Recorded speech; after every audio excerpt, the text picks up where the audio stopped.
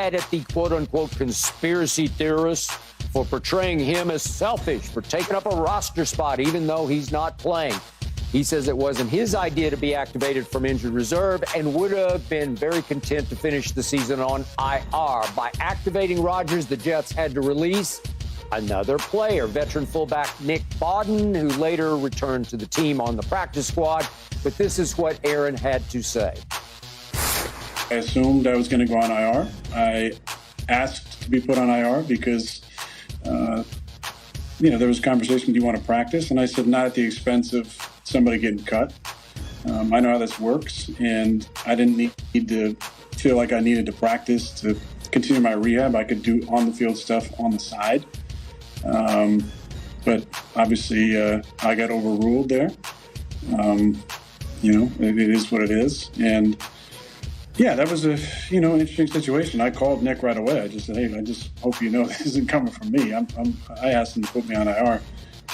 But he actually said, hey, look, I'm vested. I'm getting my money. I'm fine.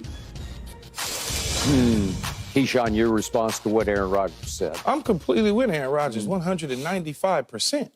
He could do everything on the side. He's not playing this year.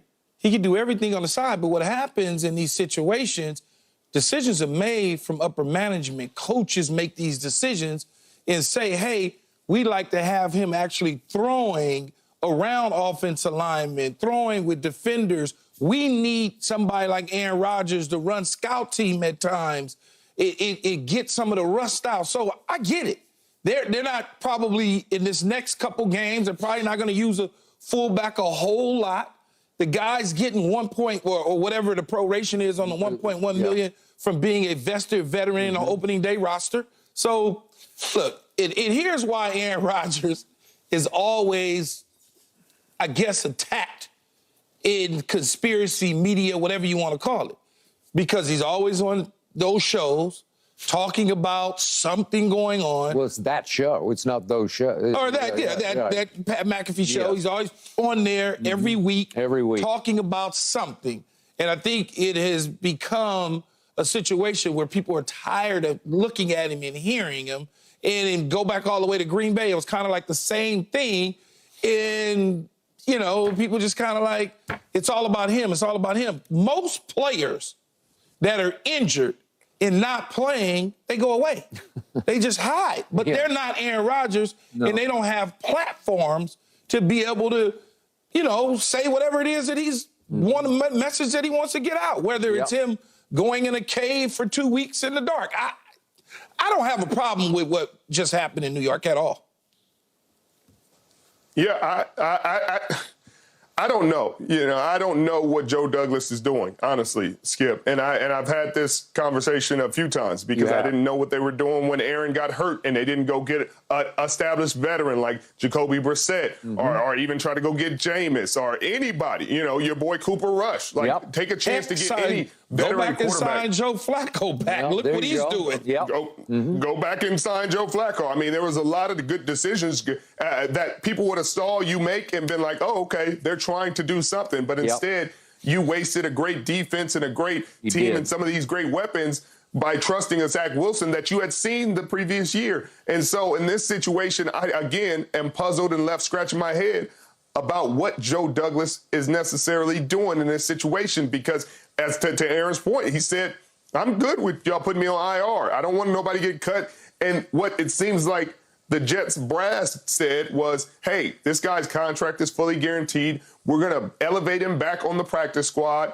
We're going to elevate him on game day because you get to elevate a practice squad a certain amount of times without it counting against the roster spot and actually sending him through the waivers and all that. So he's likely going to still be active on game day, and Aaron's not. But it just seems like a lot to be doing for a quarterback who isn't going to play. You're not in playoff positions. If you're in playoff positions or in the hunt, you'd say, hey, they want to motivate this team. They want to just see, it's a carrot. You see him practicing, having your leader out there would mean something. It means something to have your guy out there saying, hey, if we can get to the end of this road, he can bring us home. Cool. But you're not in that position. So I don't really understand this move at all. Yeah, I don't even know what to say, Skip, because I really don't. But in the end, I can only think that they want to see, give him the opportunity to get reps. Like I said, with people around him, and he can throw to the receivers, and that's the only thing I can think of. I'm going to say it again. Aaron Rodgers is the all-time master media manipulator. He just pulled off becoming year-long the most talked about, written about, debated about New York Jet, and he played 4 snaps this year. And he managed to keep himself in the center of attention week after week after week by dangling, teasing this little caveat of, I'm going to shatter the mold. I'm going to come back way faster than anybody ever has from Achilles reattachment. And I know, Keyshawn, you've wondered, did he really rupture? I'm just sure he ruptured. I'm still going to ask the question. I understand. But I am virtually sure he ruptured. That Dr. Elatraj out here in Los Angeles did the surgery. I'm sure he did a great job on the surgery. And I do think Aaron is somewhat ahead of schedule, but not so ahead of schedule that he was ever seriously contemplating stepping on a football field in a real NFL game and playing quarterback. I never bought it. I don't think Richard ever bought it. He's been through Achilles rehab himself. I think he would have stepped, if they were in playoff contention, this dude's going to play. I just don't think he would. Yeah, he would be playing. If they were in playoff contention, yeah, he was going to play. Okay, this could be career-threatening if you re-rupture It could be career-ending now. Yeah. So I know he was going to play. Either way. Yeah, either way. We got a chance to sit down at dinner with Dr. Elatraj, and that's the first thing I asked him. I was like, is this crazy? Like, this seems crazy. And what he said was it could have even been a faster process had Aaron stayed in L.A. and continued to rehab. Him flying back to New York and spending a week there kind of set him back. But to Elatraj's point, he thought that Aaron could come back even faster than he is now if they just really just got after it and grinded through because of the technique that he used. And I was dumbfounded as I was having a conversation with him because some of the terms and some of the terminology and the techniques that he was describing, kind of went above my head and above my pay grade. But the fact that he believed that Aaron could come back, and he talked about the Cam Akers situation and how Cam Akers came back in 19 weeks. But so I do think realistically they were attempting to get him back on the field at this time and at this moment. But there's no point in leaving him active at this point in time. I mean, even if he's throwing to these receivers, they're going to be so pissed off on game day that he ain't throwing to them because it's going to be so good in practice. They're going to be like, man, I could have been getting this all year, and now I got to go back and deal with whatever Trevor Simeon's, and no offense to Trevor, but he's not Aaron. No. Yeah, and I've played on teams, Skip, where guys have come back from injury and they're not ready to play in games, but they gave us looks on the scout team. Sure. So I can see Aaron taking scout team reps and doing those things. Now, to go back to what you said about a media manipulator, what is he going to do? He's on TV every single week. This is not the backup quarterback. This is a future Hall of Famer, 4-time MVP. Is it 4? Yeah. Yeah, 4-time MVP, Super Bowl he can't just go hide in a corner. Even if he was in... Well, he could. No, he couldn't. Like you said, out of sight, out of mind if you're rehabbing. No. He's in New York. Yeah. He ain't in Canada. He's in New York playing football for the New York Jets. Yeah, but if he didn't do the show every week, we wouldn't have been talking about it. But he is the most prized possession in the offseason acquired by any team. Sure. This past offseason. He was the star of Hard Knocks leading up to. He was the star of Hard Knocks. So he can't just go hide. Because guess what? As you worked in New York, I lived in New York, I played in New York, I know about the New York media, they're going to find him.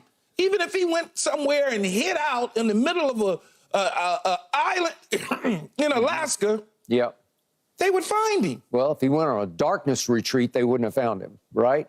Because remember, he did that for 2 weeks. You can't find him on a darkness retreat. Well, I mean, it's a room that's dark, man. It's not as bad as he described it. Okay. But there's supposed to be no phones, no No, there's no phones. There's just a room with dark, and you get your food, and you chill, and you know, your mind. California stuff. Okay. All I know is I think Aaron is the biggest diva in the history of quarterbacks. And One of them. I just think he's at the top of my list. He's won. All quarterbacks are divas to me. Sure they are. Star ones. Well, you have to have some in you to play that position. I'm glad somebody finally admitted that the quarterbacks are divas and not put it on all receivers. Although no quarterback has been as big a diva as some receivers that I know. That's not true. They take the cake That's on not the true. diva That's not true at all. That's not true. No, it's not. Well, what about 19 for the Jets? Just give me the damn ball. 19 from the Jets was a football player. Oh, I agree with that. He's also a big diva. He showed up every single Sunday. Well, so do quarterbacks. Okay? But here's what I would say about 19 from the Jets. Mm-hmm. He wasn't appreciated by the media, but he's appreciated by them now. Oh. You didn't know what you had until it was gone. Talk about it. Didn't know until it was gone. Really? Still looking to replace him. Really? Still, it's been, I don't even know, 20-something years, they still looking for the replacement. I don't know. Garrett Wilson looks pretty good to me. Again, they still looking for the replacement. Don't get me started there, Skip. Richard, are you buying this? They are still looking for the replacement. I'm just telling you the truth. Okay. Well, you're just... Skip, if he got his name in the record books, you got to give him credit. You know what I mean? If his name is still etched in them record books, then he's right. I just don't think you ever had Richard Sherman covering you while you were a Jet. That's a truth. That would have been a different story. You know what he's getting ready to try to do? Yeah. He wants you and I to go back and forth for about 30 minutes here. You know, that's what he's trying to do. Kill the clock? You know, that's what he's trying to do. He wants me and you. But here's what I would say. Richard Sherman was a nice corner in his day. A nice corner? A nice corner in his day. Would say the best I would love to have played against Richard Sherman. Really? Because I played against Prime, in Ty Law, in Champ Bailey, in Surtain, in all them other, Madison, in Al Harris. And so Richard, you know, he nice guy. I like Richard. I never heard Richard called a nice corner. I don't know. Nice guy. Richard, Aeneas Williams. I mean, I went through a pretty good gauntlet. Keyshawn, do you realize how tall and long Richard Sherman is and how he can match your physicality? But you realize, I ain't worried about Richard. Richard's soft. You realize, Keyshawn, I played against Megatron. You realize how I played against Megatron, Keyshawn. He's huge. Yeah, and he's huge. Megatron. But do you one of the realize, greatest to ever play this game. Look, do you realize dudes like Ty Law is not small? He's not small. I'm not talking about I'm talking about Skip. Skip said big, like you're big, but that dude Ty Law is big. Richard is a full 6 feet 3 inches tall and long. Skip, yeah, see, he won't see me. You can look on. You can look on the all-decade team for my time. I don't care about no decade teams. None of that. Usually when people ain't on it, they don't care about it. I put my film up against anybody. And not you worried won't put about it up against Megatrons. It won't stand the test. I'll put it up against anybody. Put it up against Julio with 17 different quarterbacks. Some of the quarterbacks that was throwing me the ball. Some of the quarterbacks that was throwing me the ball, Richard. Yeah. I don't even want to go there. 17 different ones in 11 years. I don't even want to go there. Keyshawn, Richard Sherman's going to be in the Pro Football Hall of Fame. I'm rooting for him. I hope that they do it immediately. What do you got? 2 more years? 2? Something like that. Yeah, something like 3. that. 3? Okay, enough of this. We got to get back to my Dallas Cowboys because Micah continues to rip the referees, and now Jerry has joined him. Here we go. No mercy, no mercy, no